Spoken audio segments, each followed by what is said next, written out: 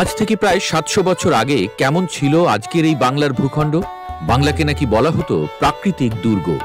জলে জঙ্গলে ভরা বলেই হয়তো খুব বড় কোনো শক্তি এসে এই বাংলাকে দখল করতে পারেনি।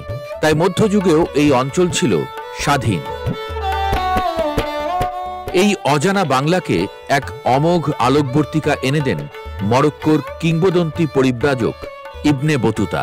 ১৩৪৬ সালে বা ১৩৬৪ সালের দিকে তিনি বাংলায় পা রাখেন। তার লেখা ভ্রমণ কাহিনী আর রিহলা থেকেই প্রথমবারের মতো জানা যায় সেই মধ্যযুগের বাংলার মানুষের জীবনধারা, শাসন ব্যবস্থা আর প্রাকৃতিক রূপের কথা। অসাধারণ উর্বরতা আর সুলভ বাজারে ভরা মনোমুগ্ধকর এক বাংলা।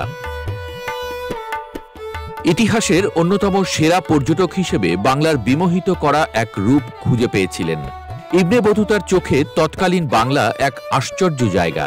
তিনি যখন এখানে আসেন তখন দেখেন বাংলা খুবই সমৃদ্ধ আর মানুষের জীবন বেশ সহজ। খাবার দাবারের দাম এতই সস্তা ছিল যে এক দিরহামে ৮টি মুরগি আর এক স্বর্ণমুদ্রারও কম দামে দাস দাসী কেনা যেত। ইবনে বতুতা অবাক হয়ে বলেন, আমি দুনিয়ার কোথাও এত সস্তা জিনিসপত্র দেখিনি। কিন্তু শুধু সস্তা পণ্য নয়, বাংলার প্রকৃতি তাকে মুগ্ধ করেছিল। নদী আর সবুজের মাঝে গ্রামগুলোকে দেখে মনে হয়েছিল যেন মিশরের নীলনদের ধারে স্বপ্নের মতো কোনো গ্রামে তিনি ভেসে বেড়াচ্ছেন। তিনি লিখেছেন, ১৫ দিন ধরে নৌকায় চলেছি, দুপাশে শুধু সবুজের সমারোহ আর ফসলের বাগান। কিন্তু মজার বিষয় হলো, এর আগে খোরাসান হিসেবে পরিচিত ইরান, আফগানিস্তান এবং তাজিকিস্তান, তুর্কমেনিস্তান ও উজবেকিস্তানের বণিকরা এই বাংলাকে ভালো জিনিসে পরিপূর্ণ একটি নরক বলে এড়িয়ে চলত। তাই এলাকা দখলের বিষয়ে মোটেও আগ্রহী ছিল না তারা।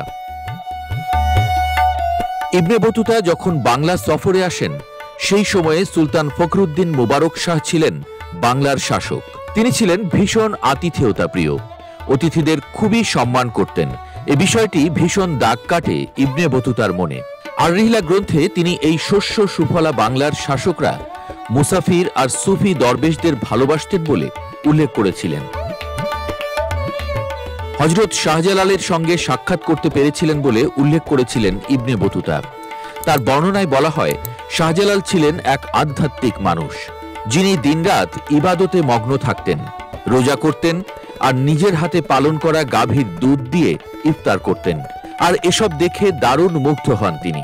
বাংলায় তখন অনেক রাজনৈতিক লড়াই আর ক্ষমতার লড়াই চলছিল। তবুও বাংলার সৌন্দর্য আর মানুষের সরলতা ইবনে বতুতার চোখে ধরা পড়ে। তিনি বুঝতে পারেন, বাংলা একদিকে ধন সম্পদে ভরপুর, অন্যদিকে প্রাকৃতিক বিপদ আর রোগের মধ্যে লড়াই করা এক অদ্ভুত দেশ।